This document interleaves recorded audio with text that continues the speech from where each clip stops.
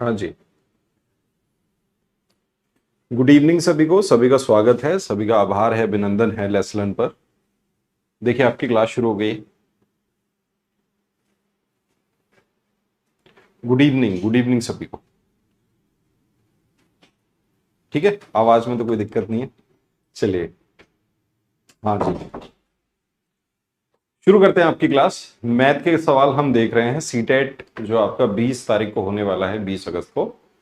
Okay, तो उसके लिए अपन पढ़ रहे हैं, मैथ के सवाल सॉल्व कर रहे हैं। अभी हम देख रहे हैं वो कॉमन क्वेश्चंस जो पेपर 1 पेपर 2 दोनों में, टॉपिक जो कॉमन्स हैं उनके क्या सवाल आए हैं, पेपर 1 में भी आए और पेपर 2 में भी आए।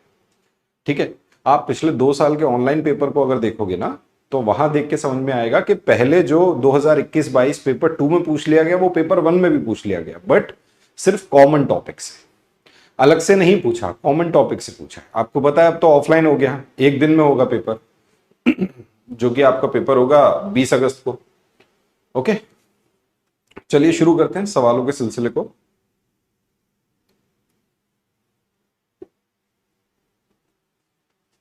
देखिए मैं कोशिश करूंगा, एक सीक्वेंस आपको समझा रहा हूं, उसी सीक्वेंस पर अपन चलते चलेंगे। जैसे अभी हम क्या देख रहे हैं, पिछली क्लास में हम मल्टीपल फैक्टर्स तक पहुंच गए थे, जो हमारे कॉमन टॉपिक है। मल्टीपल फैक्टर्स के बाद एलसीएम एचसीएफ हम ये पढ़ेंगे, ये कॉमन वही सवाल हैं जो दोनों में पूछे जाने लग रहे हैं। इसके बाद हम पढ़ेंगे फ्रैक्शन, ठीक है। उसके बाद हम पढ़ेंगे डिवीजन जो कॉमन है। उसके बाद हम पढ़ेंगे मीन मोड मीडियन जो दोनों में पूछा जाने लग रहा है। आप अगर प्रीवियस ईयर को उठा के देखोगे, अपने पिछले 2 साल के पेपर्स को देखोगे तो साफ साफ पता चल जाएगा, इस तरीके के सवाल पूछे जाने लग रहे हैं। और इसके बाद हम देखेंगे किसके, सिमेट्री के क्वेश्चन, जो कि आपके पेपर में आना तय है, 100% आएगा। पेपर 1 में एक सिमेट्री का सवाल आएगा, पेपर 2 में भी आएगा, 100% आएगा। मीन मोड मीडियन का आएगा, पेपर 1 में आएगा। पेपर 1 में यह है कि वो आसान रहेगा, इजी रहेगा। पेपर 2 में थोड़ा सा कैलकुलेटिव होगा, बस, और कुछ भी नहीं है। हम ये कह सकते हैं जो 5th क्लास का टॉपिक है वही अगर 6th क्लास में आ रहा है, उसका एडवांस थोड़ा सा आगे बढ़ के, या 7th क्लास में आ रहा है, तो वो सवालों का लेवल थोड़ा चेंज होता है। आप ये कह दो कि बिल्कुल भी सवाल एकदम मैच नहीं होंगे, तो ऐसा नहीं होगा, वही कॉन्सेप्ट होगा, सिर्फ लेवल चेंज होगा। क्लियर है, समझ में आ रहा है? तो इसी सीक्वेंस में अपन चलते चलेंगे, बढ़ते हैं, शुरुआत करते हैं। ये रहा आपका पहला सवाल। इस सवाल को पहले ध्यान से पढ़ लीजिए, फिर बताइएगा क्या है सवाल का उत्तर, कोशिश करें।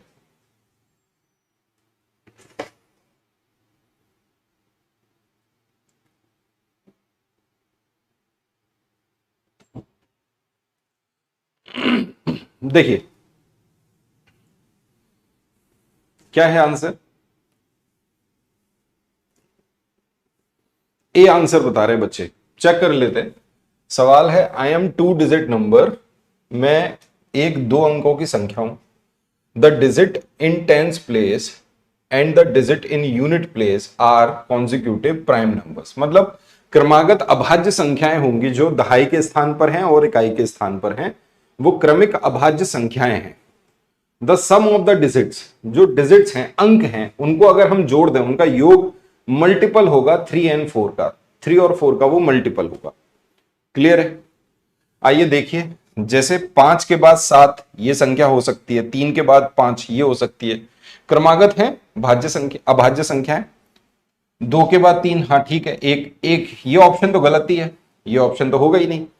अब इनका अगर सम करोगे, 5 और 7 कितना होता है, 12, 3 5 ये हो गया 8, और 2 और 3 ये हो गया 5। आपसे कहा गया कि उस डिजिट का जो सम है वो 3 और 4 का मल्टीपल है। मल्टीपल का मतलब होता है जो 3 के कॉमन मल्टीपल, जैसे 3 6 9 12 15, मल्टीपल क्या है, अनगिनत होते हैं। मल्टीपल क्या है, अनगिनत होते हैं, इनफाइनाइट होते हैं। और वहीं फैक्टर क्या होते हैं, फाइनाइट होते हैं। अगर हम 4 के मल्टीपल को देखेंगे, 4 के बाद आएगा 8, 8 के बाद आएगा 12, तो मुझे कॉमन मल्टीपल मिल गया, वो क्या होगा, 12 होगा। और सबसे छोटा कॉमन मल्टीपल ही इन दोनों का क्या कहलाएगा, एलसीएम कहलाएगा, जिसको हम लीस्ट कॉमन मल्टीपल कहते हैं। इसे हम क्या कहते हैं, लीस्ट कॉमन मल्टीपल। जो सबसे छोटा सार्वगुणज है जो सबसे छोटा सार्वगुणज होता है वो क्या कहलाता है, आपका एलसीएम कहलाता है। यही हमारा लीस्ट कॉमन मल्टीपल है। और मल्टीपल जो निकला, इसके जितने भी मल्टीपल होंगे ये सभी इनके मल्टीपल होंगे, लेकिन सबसे छोटा कौन सा है, 12 है। 12 के बाद क्या आएगा, 24, वो भी इनका मल्टीपल है। 36 वो भी मल्टीपल है। 48 वो भी मल्टीपल है। 60 वो भी मल्टीपल है। 12 के जितने भी मल्टीपल होंगे सब होंगे इसके मल्टीपल, लेकिन सबसे छोटा होगा 12। ये तो क्या हो गया, ये हो गया आपका लीस्ट कॉमन मल्टीपल। आंसर है सवाल का 57। आंसर क्या हो गया, ए आंसर है 57। लेकिन आप एक बात समझिए, यहां पे इंपॉर्टेंट चीज ये कि ये तो हमने कॉमन मल्टीपल देख लिया, लेकिन अगर हम कॉमन फैक्टर्स की बात करें, फैक्टर्स क्या होते हैं, हमने पिछली क्लास में देखा भी था ये।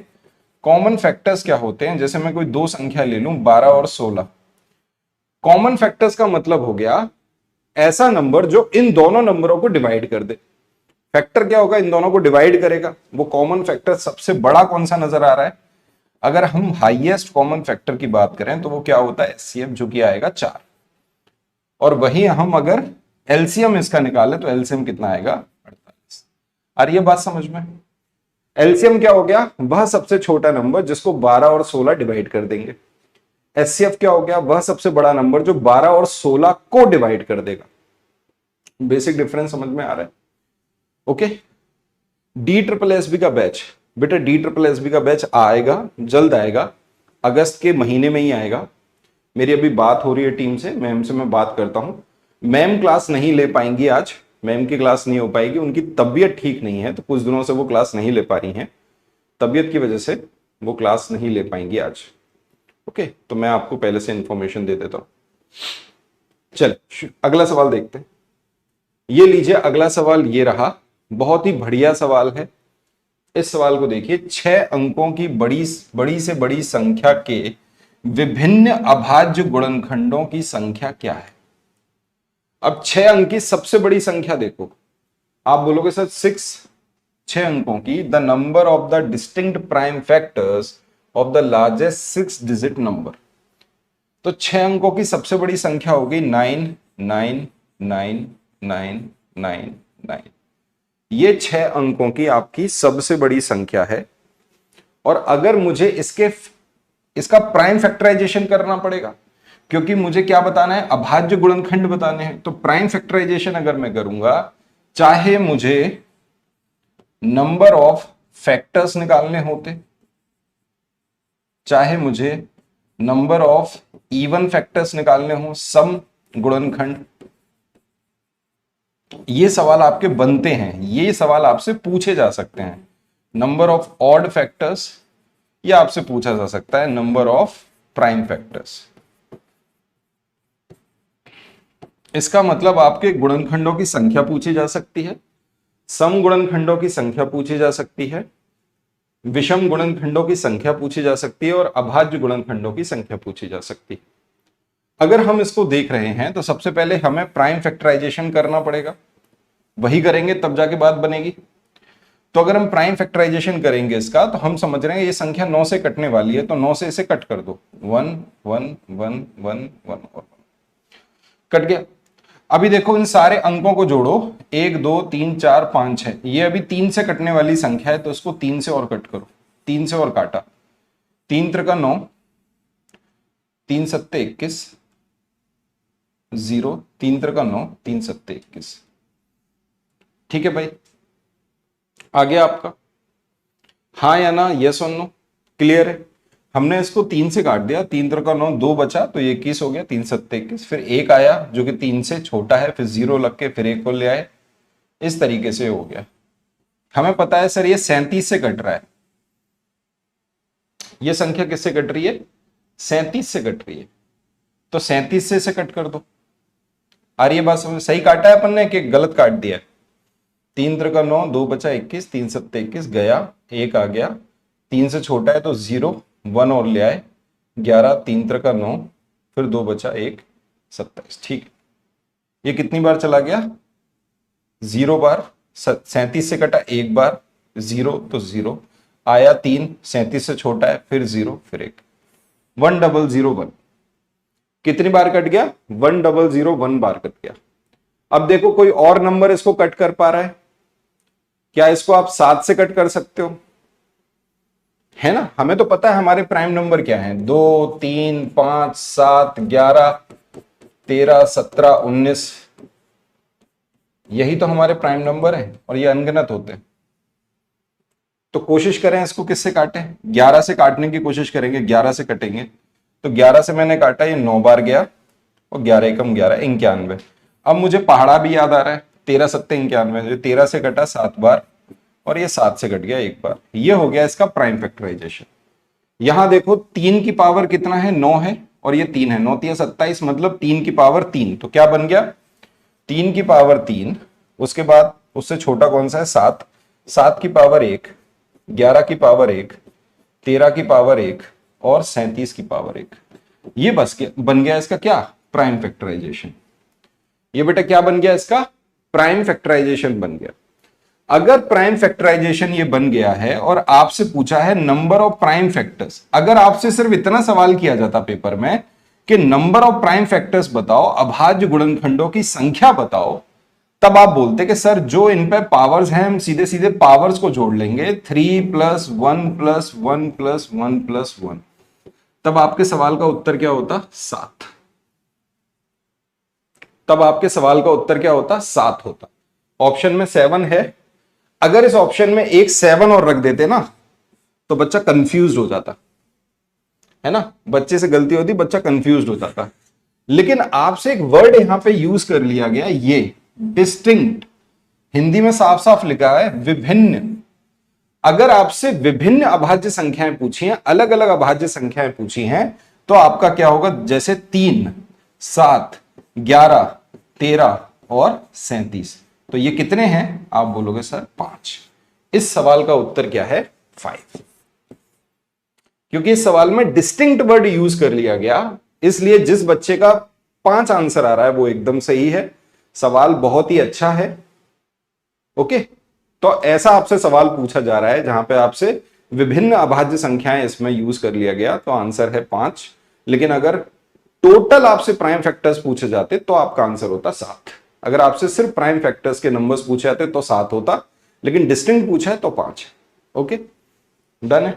चलिए आइए इस सवाल को देखते हैं।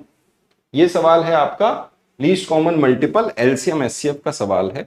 देखिए, difference between the least common multiple of, एक नंबर आपको दे रखा है 4 5 और 6, इसका least common multiple, and the least common multiple of 5 6 और 10। इसका मतलब यह है कि हमको इन दोनों के एलसीएम निकालने हैं। बचपन में आप वही विधि इस्तेमाल कर रहे हैं, मुझे मालूम है। आपको प्राइम फैक्टराइजेशन से सॉल्व करना आता है, आप इसी तरीके से इसको सॉल्व करते हो, ऐसे ही करते हो, इसी तरीके से इसका एलसीएम निकालते हो। जो तरीका आपको आता है वो तो आप जरूर करें, मैं तो आपसे वही कहूंगा, जो तरीका आपको आता है आप उसको जरूर करें, लेकिन कुछ नए तरीके भी आप सीख सकते हैं और शॉर्ट में कैसे निकालना है वो आप समझ सकते हैं। देखिए, एलसीएम का मतलब क्या होता है? एलसीएम का मतलब है, आप बहुत ही सिंपल वे में समझिए, एलसीएम का मतलब होता है, एक तो हम कॉमन ले लेंगे और उसके साथ जो कॉमन नहीं होगा उसको भी ले लेंगे, कॉमन और अनकॉमन। आप ऐसे समझ सकते हैं, ये होता है एलसीएम। एचसीएफ क्या होता है? एचसीएफ में सिर्फ और सिर्फ वही संख्या लेते हैं जो उन दोनों में कॉमन होती है।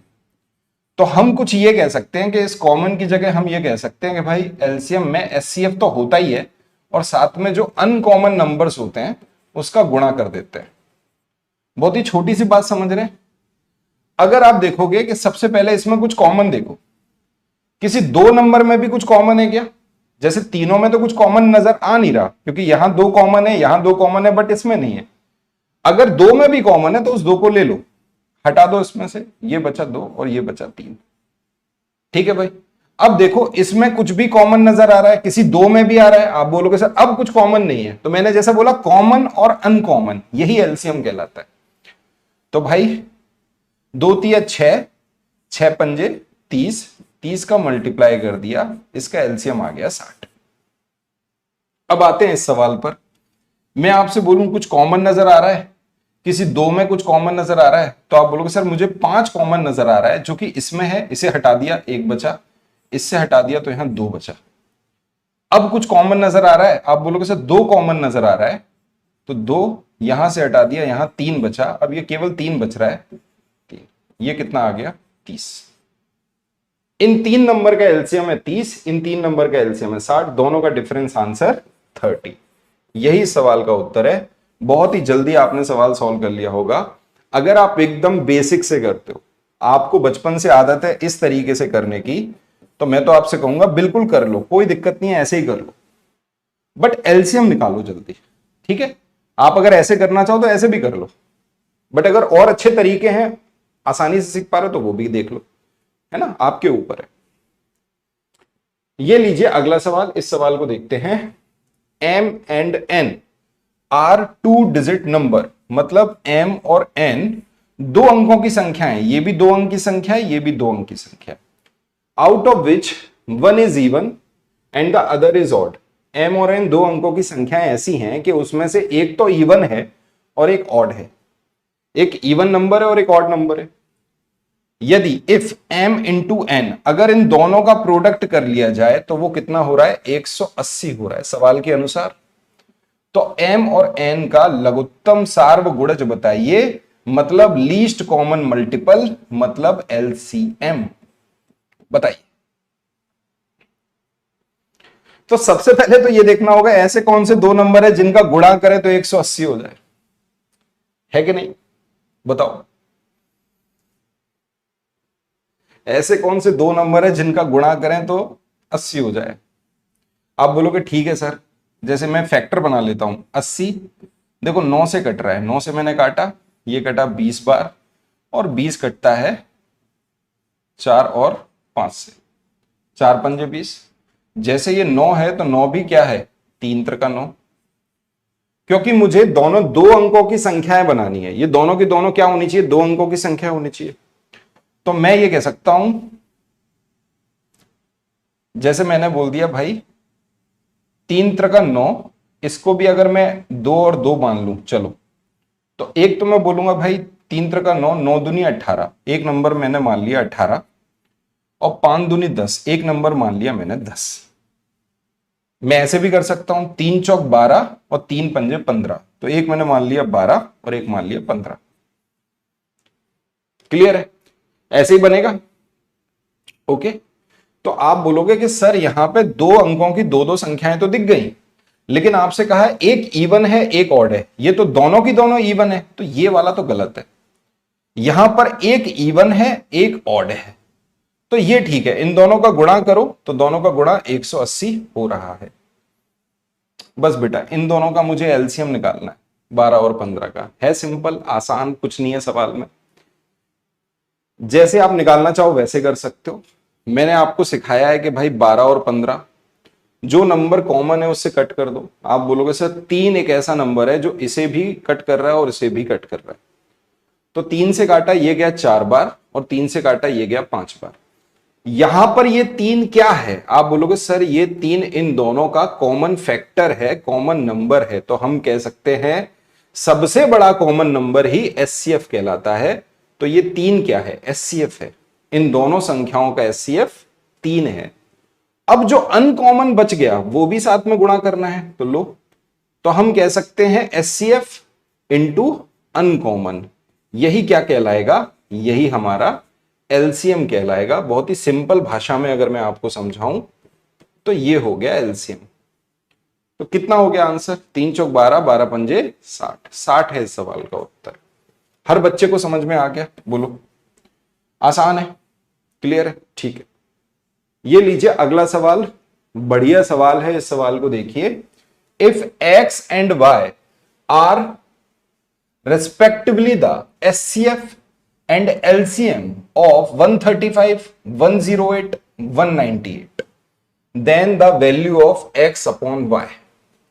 इसका मतलब x क्या है, SCF है, और y क्या है, LCM है। तो ऊपर क्या लिखना है, SCF, नीचे क्या लिखना है, LCM। मैंने अभी आपको समझाया LCM का मतलब है SCF, और SCF के साथ जो अनकॉमन नंबर्स निकलेंगे वो, और ऊपर क्या बचेगा, ऊपर तो एचसीएफ है ही है। तो मुझे पता है कि सर अगर मैं कॉमन ही हटा दूं तो अनकॉमन ही इस सवाल का उत्तर होगा, 1 जो भी अनकॉमन नंबर है। कैसे करोगे इस सवाल को? बहुत ही सिंपल तरीका है। 135, दूसरा नंबर है 108 और तीसरा नंबर है 198। अब देखो सबसे बड़ा वो नंबर देखो जो इन तीनों नंबरों को डिवाइड करे। मुझे समझ में आ रहा है 15 नंबर 135, 12 नंबर 108 है कि नहीं? समझ में आ रहा है? तो भाई 9 से कट गया, ये गया 15 बार, ये गया 12 बार और ये गया 22 बार। तो इसका मतलब वो 9 क्या था? इन तीनों में कॉमन था। अब बताओ क्या तीनों में कोई भी कॉमन नंबर नजर आ रहा है? आप बोलोगे सर नहीं आ रहा। तो x की वैल्यू क्या निकल के आ गई? 9, क्योंकि x क्या निकल के आ गया? HCF। यहां तो क्लियर है, ये क्लियर है कि नहीं? अच्छे से समझ में आ रहा है आप लोगों को? बोलो, है ना? ठीक है। अब आप बोलोगे सर हमको 15, 12 और 22 नजर आ रहा है। तो ये अब देखो, ये हो गया तीनों अब कॉमन नहीं है, ऐसी कोई भी संख्या नहीं है जो इन तीनों नंबरों को कट कर दे। तो ये तो हो गया भाई HCF इनटू जो भी अनकॉमन है। अब इसके अंदर से देखो, इनमें से ढूंढो भाई कॉमन क्या है। तो आप बोलोगे सर अगर मैं देखूं तो ये दोनों संख्या 3 से कट रही है। 3 से इसे काटा ये 5 बार गई, 3 से इसे काटा ये 4 बार गई, यहां मैंने लिख लिया 3। आप बोलोगे सर ये दोनों संख्या जैसे ये है, ये 11 से कटेगी, तो मैं इसको ऐसे लिख सकता हूं 2 इंटू 11। मुझे पता है सर मैं 2 से काटूंगा तो मैं सबसे बड़ा नंबर ही ले लेता हूं, तो मैंने सबसे बड़ा नंबर ले लिया 4, 5 और 11। क्लियर है भाई? ये क्या था? यही तो अनकॉमन है और आंसर भी वही आ रहा है 1 अपॉन अनकॉमन। यही इस सवाल का उत्तर है। 1 अपॉन 3 चौक 12, 12 पंजे 60 और 60 इंटू ये 660। सवाल का आंसर आ गया। अगर पूरी वैल्यू निकालोगे तो पूरी वैल्यू क्या होगी? y क्या है? एलसीएम है, तो पूरी वैल्यू आ जाएगी 9 इंटू 3 इंटू 4 इंटू 5 इंटू 11। ये आपका निकल के क्या आएगा? एलसीएम। डन है भाई? क्लियर है? तो आप ऐसे भी कर सकते हो कि पहले एलसीएम निकालो, फिर एचसीएफ निकालो, फिर 9 अपॉन वो रख के फिर आंसर निकाल दो। आंसर तो वही होगा। ऑप्शन नंबर डी, इस सवाल का उत्तर क्या है? डी है। डन है? सबको समझ में आ रहा है? आइए अगले सवाल पे चलते हैं। देखिए इस सवाल को, what is the sum of the smallest common multiple and the biggest common factor 60, 72, 84। 60, 72, 84 के सबसे छोटे सार्वगुणज और सबसे बड़े सार्वगुणनखंड का योगफल क्या है? इसका मतलब ये जो तीन नंबर आपको दिए हैं 60, 72 और 84, इनका मुझे क्या निकालना है? एलसीएम। और इनका मुझे निकालना है एचसीएफ। दोनों का योग निकालना है। बताओ भाई कौन सा कॉमन नंबर है जो इन तीनों को कट कर दे? आप बोलोगे सर साफ नजर आ रहा है, 12 से ये भी नंबर कटेगा 5 बार, 12 से ये नंबर कटेगा 6 बार, 12 से ये नंबर कटेगा 7 बार। इसका मतलब 12 क्या हो गया? 12 वह कॉमन फैक्टर हो गया और सबसे बड़ा कॉमन फैक्टर हो गया। इसका मतलब ये इसका एचसीएफ है, हाईएस्ट कॉमन फैक्टर। डन है भाई? हाँ या ना? ठीक है। तो एचसीएफ तो आ गया 12। अगर हम देखें भाई 5, 6 और 7, इनमें कुछ भी कॉमन नजर आ रहा है? बोलो भाई, क्या इनमें कुछ भी कॉमन नजर आ रहा है? नहीं, ना इन दोनों में ना किसी में। तो इसका मतलब इंटू 5 इंटू 6 इंटू 7 कर दो भाई मल्टीप्लाई। 6 पंजे 30, 210 गुणा 12, ये लो 2520। क्या निकल के आ गया? एलसीएम। 2520 आपका एलसीएम आ गया। एचसीएफ है आपका 12। तो बस बेटा 2520 में 12 जोड़ दो, यही सवाल का उत्तर है। क्या आंसर होगा बोलो? B option. Option number B is correct. Clear है? डन है? कर पा रहे हो? सवाल आराम से हो रहा है आपसे? कहीं कोई दिक्कत तो नहीं है? ठीक है, चलिए आइए सवाल को देखते हैं। प्राइम फैक्टराइजेशन के फॉर्म में ये सवाल पहले से ही दे रखा है, आप देख पाओगे ये पहले से ही प्राइम फैक्टराइजेशन के जैसा लिखा हुआ है। x की वैल्यू दी है 2 की पावर 3, 3 की पावर 2, 5 की पावर 3, 7 की पावर 3। y की वैल्यू दे रखी है 2 की पावर 2, 3 की पावर 3, 4, 5 की पावर 4, 7 की पावर 3। z की वैल्यू दे रखी है 2 की पावर 4, 3 की पावर 4, 5 की पावर 2 और 7 की पावर 5। आपसे पूछा गया है एचसीएफ बता दीजिए हमको किसका, एक्स वाई जेड का। अगर एचसीएफ हमको बताना है एक्स वाई जेड का, प्राइम फैक्टराइजेशन से हम सवाल को सॉल्व करना है, इंपॉर्टेंट है, अच्छे से पढ़ लो, आ सकता है पेपर में। देखिए अगर आपको एचसीएफ निकालना होगा, जैसा मैंने आपको समझाया कि बेटा सिर्फ और सिर्फ क्या आएगा, कॉमन आएगा। और कॉमन क्या होगा, कॉमन होगा जिसकी पावर लीस्ट होगी। कॉमन भी होना चाहिए, साथ में जिसकी पावर क्या होनी चाहिए, छोटी होनी चाहिए। अगर मुझे सवाल का एलसीएम निकालना होता, चलो जैसे मैं एचसीएफ निकाल रहा हूं, तो बताओ 2 की पावर 3, 2 की पावर 2, 2 की पावर 4। इसका मतलब इन तीनों में कॉमन क्या है, 2 की पावर 2, सबसे छोटी पावर ही तो इसमें होगी और इसमें होगी। तो एचसीएफ क्या हुआ, 2 की पावर 2। यहां पे क्या दिख रहा है, 3 की पावर 2, 3 की पावर 3, 3 की पावर 4। सबसे छोटी कौन सी दिख रही है बताओ, 3 की पावर 2, 3 की पावर 2 इंटू 5 की पावर 3, 5 की पावर 4, 5 की पावर 2। सबसे छोटी 5 की पावर 2, ये हो गई 5 की पावर 2। 7 की पावर 3, 7 की पावर 3, 7 की पावर 4, छोटी हो गई 7 की पावर 3। ये निकल के आ गया आपके सवाल का एचसीएफ। ठीक है भाई। अब आपको ये दे रखे ऑप्शन, 30 की पावर 2, 30 की पावर 3, 15 की पावर 3, ये आपको ऑप्शन दे रखे हैं। तो यहां हम देख पा रहे हैं कि सर इनकी पावर अगर सेम है तो इन नंबर्स का आपस में मल्टीप्लाई भी कर सकते हैं। 3 दूनी 6, 6 पंजे 30, में से क्या लिख सकता हूं, 30 की पावर 2 गुणा 7 की पावर 3। कौन सा ऑप्शन है, वही सवाल का उत्तर। Option number A is correct. Clear है, option number A is correct. अगर इस सवाल का मुझे एलसीएम निकालना होता, अगर इसी सवाल का मुझे एलसीएम निकालना होता, तो बेटा एलसीएम में क्या होता है, एलसीएम में हमको यह होता है कि हम कॉमन भी लेते हैं और साथ में अनकॉमन भी लेते हैं। मैं अभी अभी आपको समझाया है कि कॉमन अनकॉमन क्यों लेते हैं। हम कॉमन भी लेंगे अनकॉमन भी लेंगे, लेकिन हाईएस्ट पावर, जिसकी पावर हाईएस्ट होगी वो लेंगे, है ना। हम कॉमन अनकॉमन दोनों लेंगे, लेकिन जिसकी पावर हाईएस्ट होगी सिर्फ उसी को लेंगे। तो अगर मुझे एलसीएम निकालना होगा तो 2 की सबसे बड़ी पावर क्या है, आप बोलोगे 2 की पावर 4। 3 की सबसे बड़ी पावर कौन सी दिख रही है, 3 की पावर 4। 5 की सबसे बड़ी पावर कौन सी नजर आ रही है, 5 की पावर 4। 7 की सबसे बड़ी पावर कौन सी नजर आ रही है, 7 की पावर 5। तो ये आपका क्या निकलता, ये आपका निकल के आता एलसीएम। डन है, समझ में आ रहा है। तो आप इसे क्या बोल सकते थे, पावर सेम है तो 30 की पावर 4 गुणा 7 की पावर 5, ये आपका एलसीएम होता। अब हम अच्छे से समझ गए कि अगर सवाल में एलसीएम एचसीएफ का आता है, वो भी प्राइम फैक्टराइजेशन पे आता है, तो एचसीएफ को निकालने का मतलब है हमें सिर्फ कॉमन नंबर्स को देखना होगा और उसकी लीस्ट पावर देखनी होगी। एलसीएम को निकालते वक्त हम कॉमन भी लेंगे और अनकॉमन भी लेंगे, लेकिन हाईएस्ट पावर। दोनों में फर्क समझ में आ गया, ठीक है भाई, बहुत अच्छे। ये लीजिए अगला सवाल, वैसा ही सवाल आपके सामने दे रहा हूं, कोशिश करें इस सवाल को सॉल्व करने की, और मैं आशा करता हूं कि आप लोग जरूर इस सवाल को सॉल्व कर लेंगे।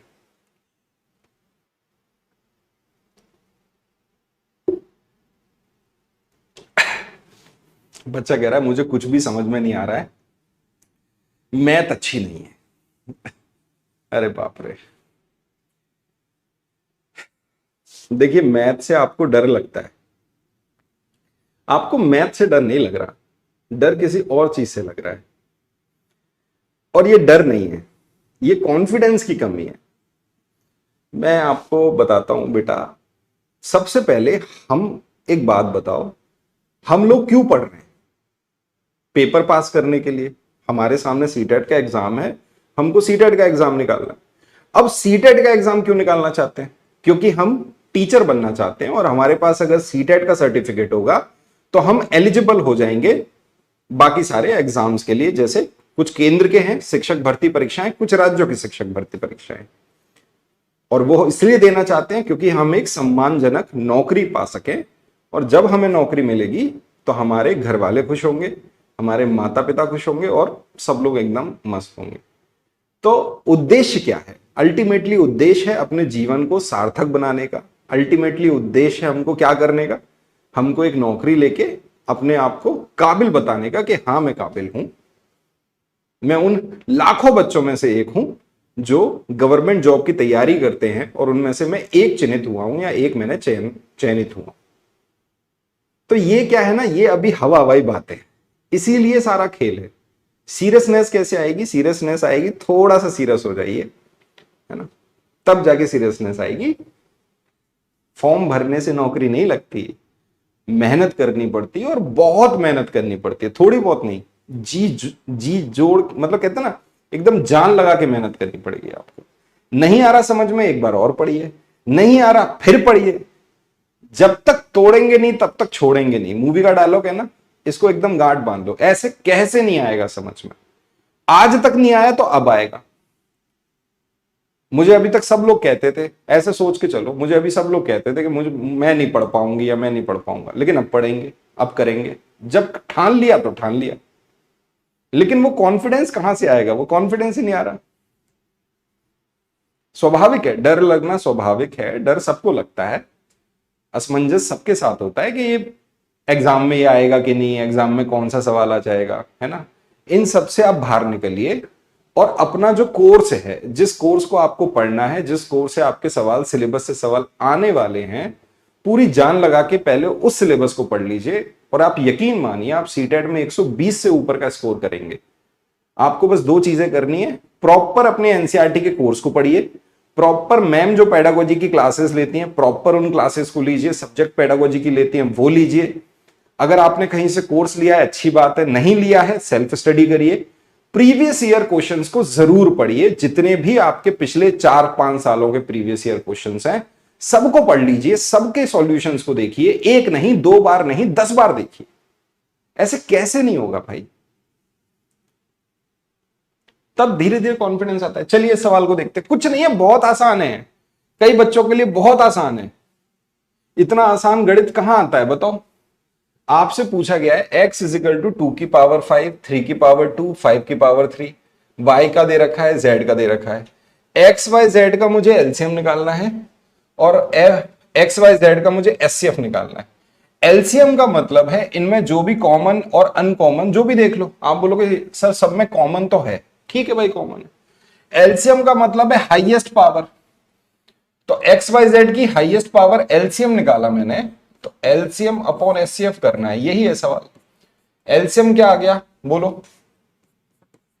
आप बोलो सर 2 की पावर 5, 3 की पावर 3 और 5 की पावर 3 अपॉन में एचसीएफ क्या आएगा? कॉमन और सबसे छोटी पावर, 2 की पावर 3, 3 की पावर 2, 5 की पावर 2। बस बेटा यही करना था, कुछ है नहीं सवाल में। 5 से काटा, यहां एक 5 बचा, 3 की पावर 2 से इसे काटा 3 बचा, 2 की पावर 3 से इसे काटा 2 की पावर 2 बचा, 4 तिया 12, 12 पंजे 60। सवाल का उत्तर है 60। किस किस का आंसर आया बताओ? और मेरे बताने से पहले भी आप लोगों ने सवाल का उत्तर सही दे दिया है। ओके डन है भाई, चल आगे बढ़े। ये लीजिए अगला सवाल, ये तो आसान है, इसे करने में तो कोई दिक्कत नहीं होगी। ये तो मुझे लग रहा है कि ये 100% आसान सवाल है आप सभी के लिए। देखिएगा इस सवाल को, which among the following is और आर ट्रू, निम्नलिखित में से कौन सा सत्य है?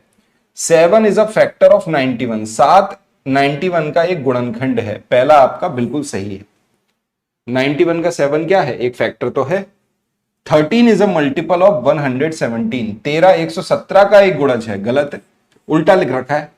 अगर ऐसा लिख रखा होता 117 13 का एक गुणज है तो सही होता, ये उल्टा लिख दिया है। 21 इज अ मल्टीपल ऑफ 7, 21 7 का एक गुणज है। बिल्कुल सही, ये सही है। तो कौन सा ऑप्शन होगा? ए और सी, ए और सी, बी ऑप्शन आपका करेक्ट है। डन है। आइए अगले सवाल पे चलते हैं। The LCM of two number is 20 times of their HCF, मतलब दो संख्याओं का जो एलसीएम है उनके एचसीएफ का 20 गुना है। और आपको आगे क्या दिया है कंडीशन, एलसीएम प्लस एचसीएफ, अगर दोनों को जोड़ दें तो वो आ रहा है 2520। चलो, what will be the difference of LCM and HCF? LCM HCF का अंतर क्या है? ये सवाल आपके पेपर 1 का सवाल है 2023 का। अब आप बताओ कैसे नहीं होगा मित्रों?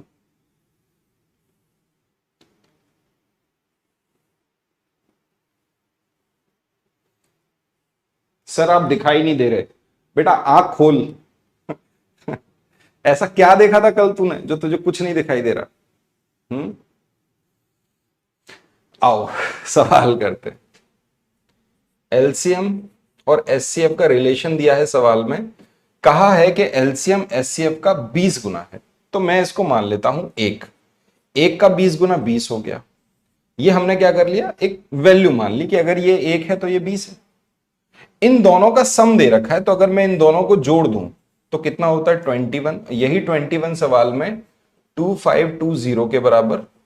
तो अगर एक की वैल्यू निकालूं तो 21 से इसका भाग दूंगा, 21 एकम 21, 21 दूनी 42, 120 आ गया। इसका मतलब क्या है कि एक की वैल्यू मतलब एचसीएफ कितना निकल के आ गया?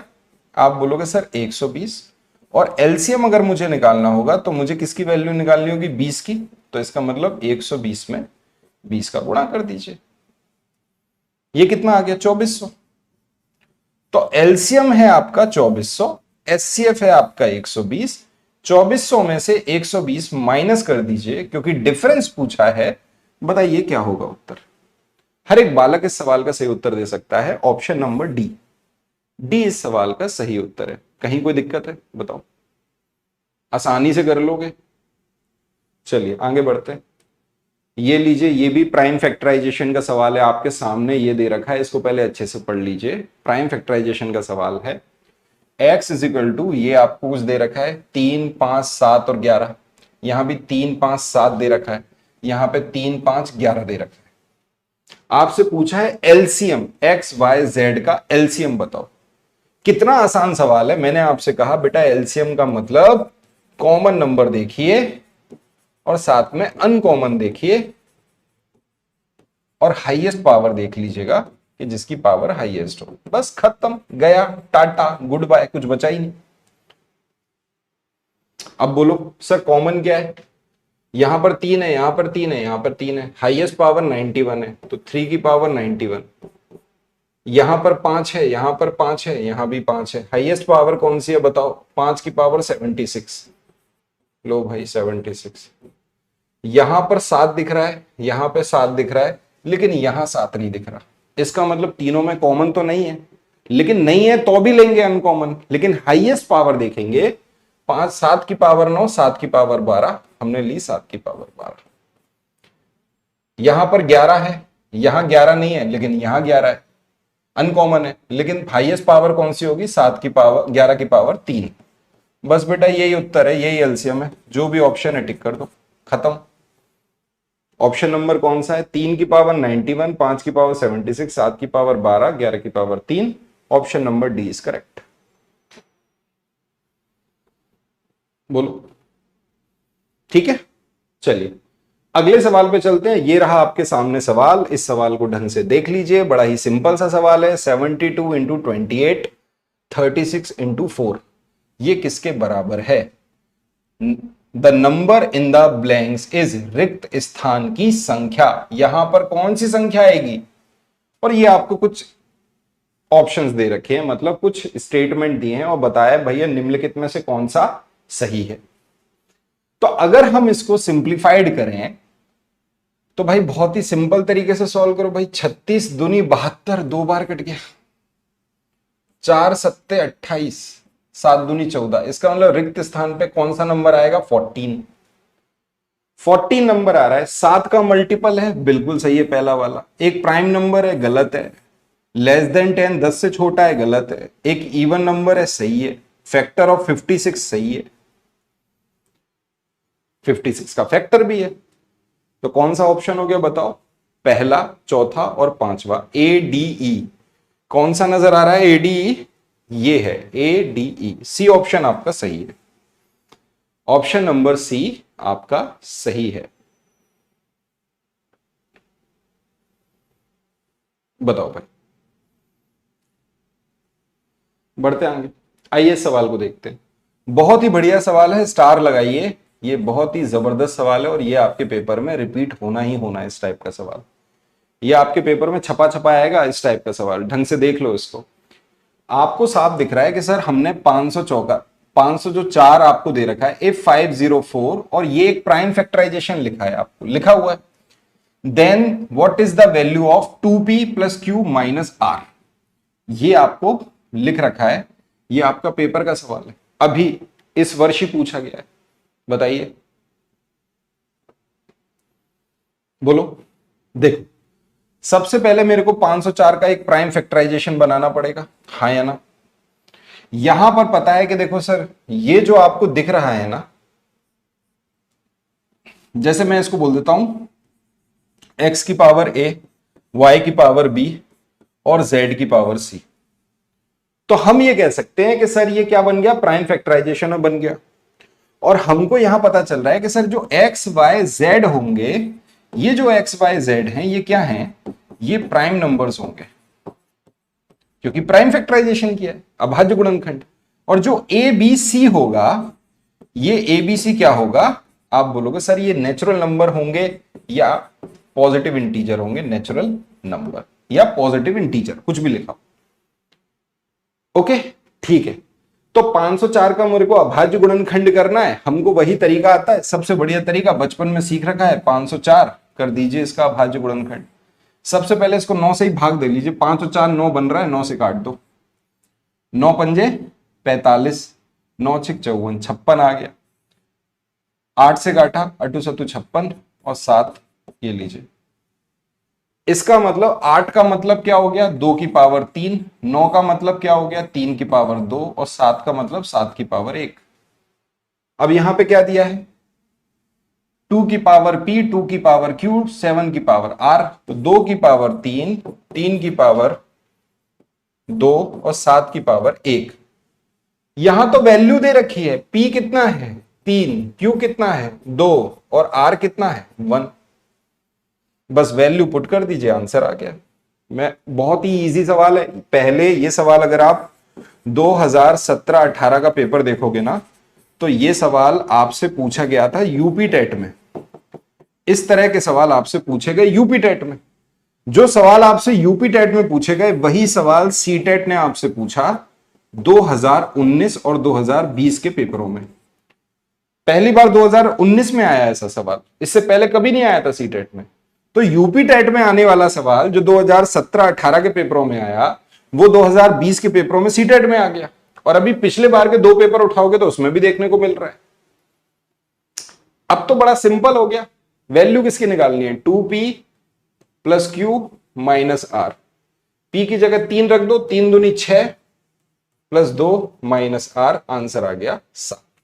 हर एक बच्चे ने उत्तर निकाल लिया, बिल्कुल सही उत्तर है आंसर सी।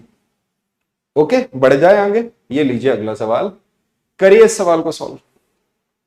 बहुत बढ़िया सवाल है, देखिए। 120, 210 और 330 के विभिन्न सार्व अभाज्य गुणनखंडों के वर्गों का योग है। कितना बढ़िया सवाल है।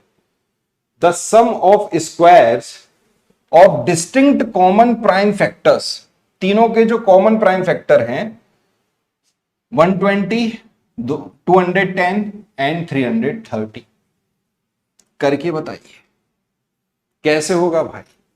ये लो भाई, 120 है। अगर 120 को मैं 4 से काटूं तो ये कितना आएगा 30। ये कितना है,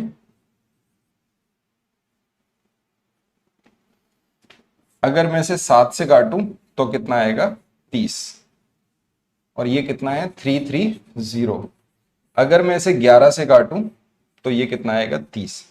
इसका मतलब मुझे तीनों में कॉमन क्या मिला, 30, 30 और 30।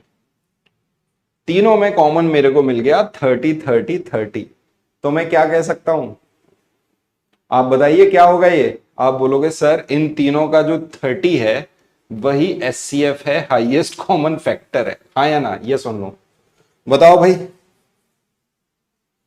तो अगर ये जो 30 लिखा हुआ है इसका अभाज्य गुणनखंड करना, 2 तिया 6, 6 पंजे 30, 2 इंटू 3 इंटू 5, ये हो गया इसके कॉमन डिस्टिंक्ट प्राइम फैक्टर, अलग अलग प्राइम फैक्टर 2, 3 और 5। आपसे पूछा गया है सम ऑफ स्क्वायर्स, मतलब इनके वर्गों का योग कर दीजिए। 2 का वर्ग 4, 3 का वर्ग 9, 5 का वर्ग 25, सबको आपस में जोड़ दीजिए, कितना आंसर आएगा बताओ।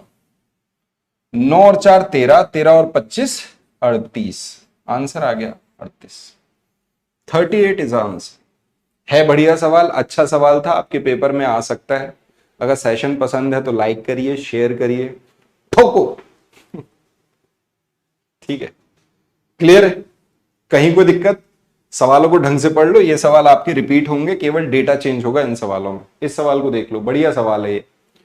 यहां पे देखो दिया हुआ है इफ 21168 इज इक्वल टू 2 की पावर ए, 3 की पावर बी, 7 की पावर सी। यहां पे आपको प्राइम नंबर्स दे रखे हैं और जो ए बी सी हैं वो क्या दिए हैं सवाल में, नेचुरल नंबर। जैसा कि मैं बोल रहा था, ए बी सी क्या है, यहां पर प्राकृतिक संख्याएं हैं। आपको वैल्यू निकालनी है 4a माइनस 5b प्लस सी की।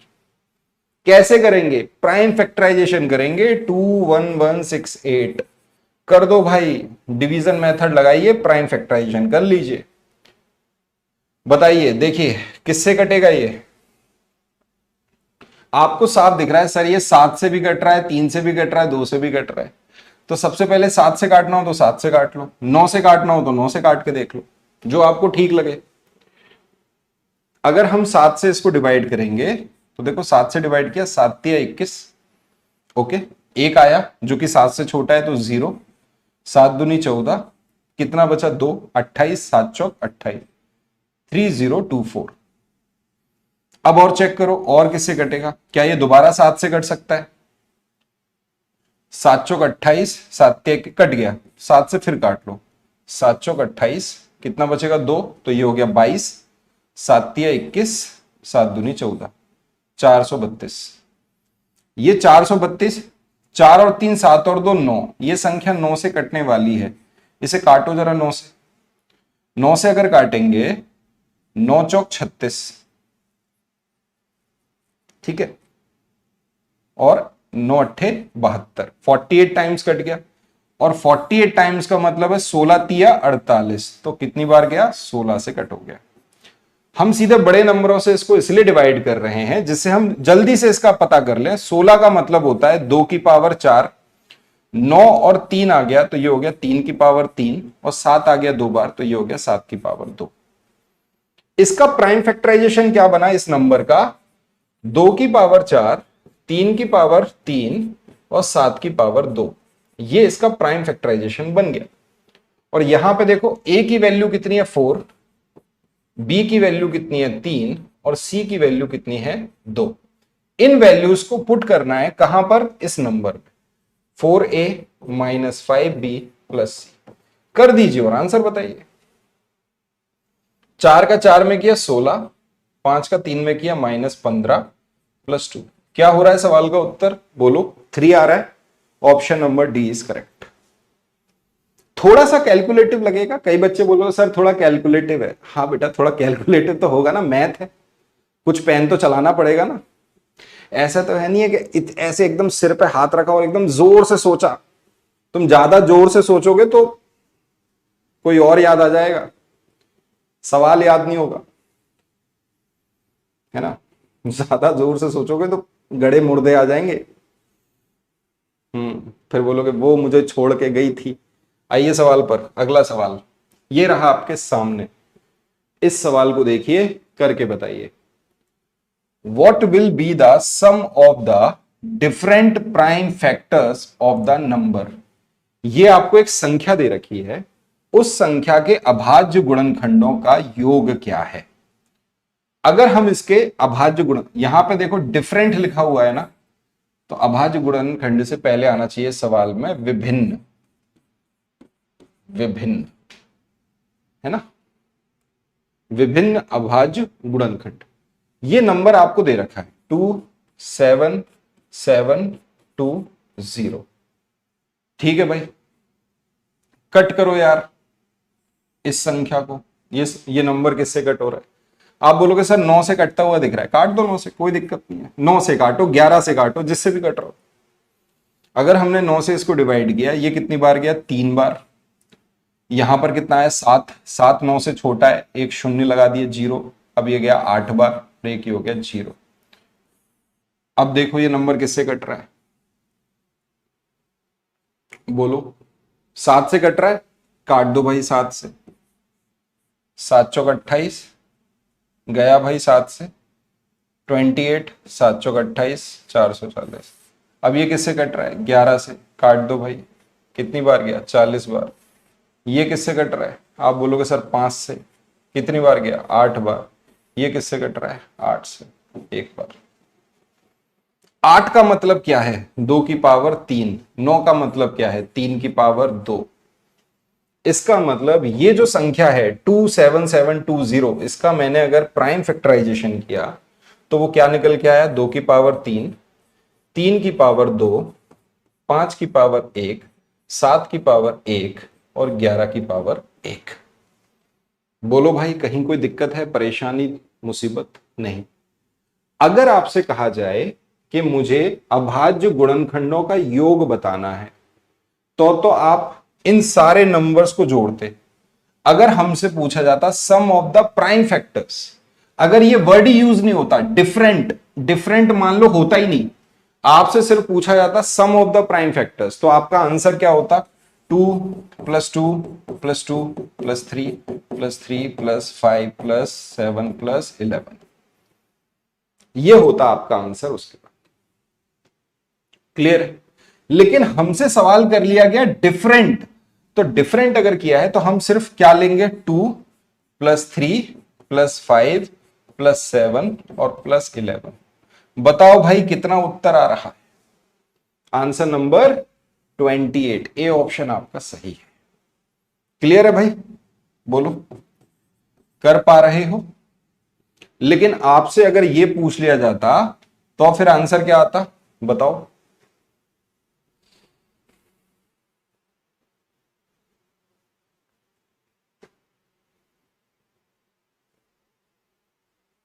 ओके, आपसे क्या पूछा गया था? आपसे पूछा गया था डिफरेंट प्राइम फैक्टर्स का सम, तो ये रहा आपका उत्तर 28। क्लियर है? चलिए भाई आगे बढ़ते हैं। ये लीजिए अगला सवाल, ये रहा आपके सामने, सॉल्व करने की कोशिश करिए। ये तो बड़ा ही सिंपल सवाल है, पेपर 1 का सवाल है, कर लो यार। कितना सिंपल सवाल है बताओ। आपके सामने लिखा है 40032503250 बराबर 4 × 10 की पावर x, 3 × 10 की पावर y, 2 × 10 की पावर z, 5 × 10 की पावर w। तो x + y + z + w बराबर है। क्या लिखोगे मित्र? आप बोलोगे सर 4, 1 2 3 4 5 6 मतलब 10 की पावर 6 + 3 × 1 2 3 10 की पावर 3 + 2 × 10 की पावर 2 + 5 × 10 की पावर 1। अब ये किसके हैं? ये आपका क्या दे रखा है? x, y, z और w। तो इनको जोड़ दो, 6 + 3 + 2 + 1 कितना होगा बताओ। आप बोलोगे सर 12, सवाल के नाम पे खत्म। आंसर है 12, आ गया हमारा। बोलो, कहीं कोई दिक्कत, परेशानी, आफत, मुसीबत? कर पा रहे हो? मजा आ रहा है? मैथ में इंटरेस्ट आना चाहिए भाई, और नहीं आ रहा तो फिर भी आना चाहिए। और कोई तरीका नहीं है, और कोई ऑप्शन नहीं है। नौकरी तो लेनी है कि नहीं लेनी? मैथ छोड़ के चले जाओगे तो नौकरी लगेगी? है, कंपटीशन है भैया।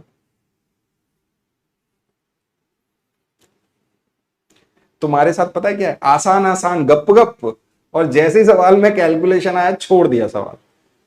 बेटा जब तक तुम अपना पेन नहीं चलाओगे, दिमाग नहीं चलाओगे, कैसे मैथ ठीक होगा? मुझे बताओ यार।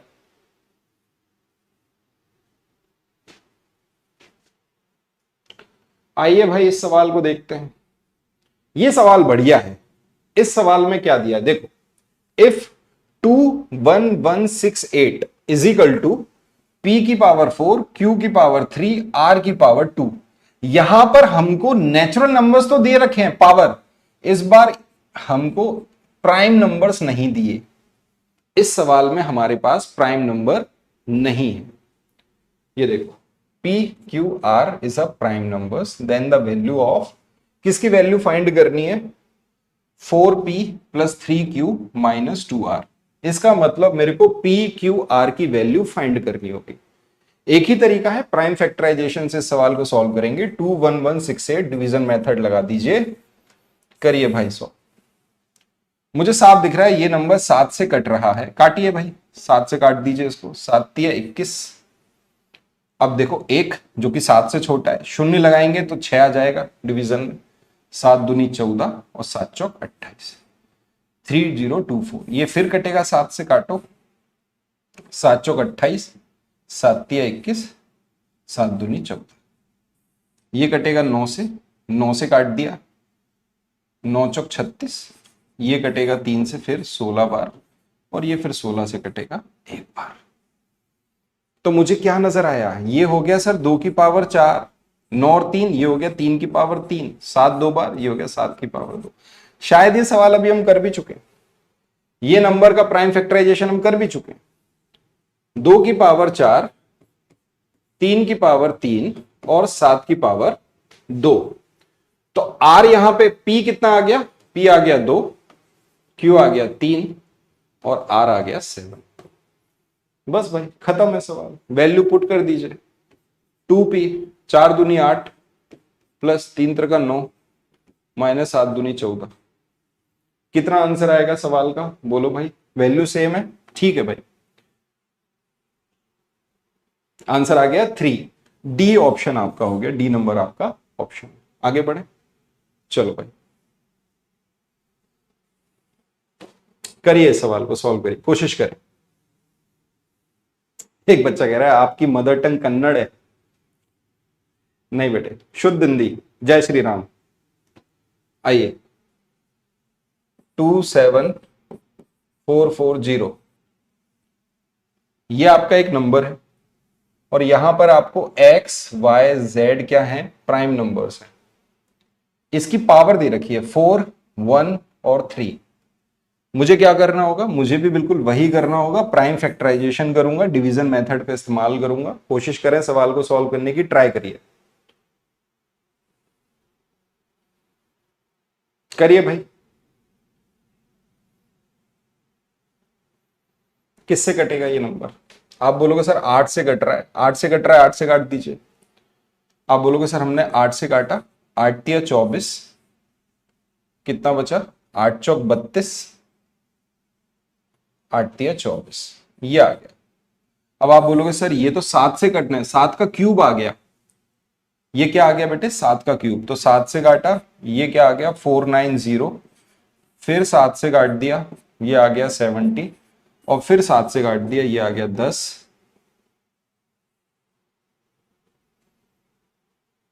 ठीक है, अब इसको काटेंगे 2 से, आ जाएगा 5। ये लो, हो गया भाई डिवीजन मेथड से।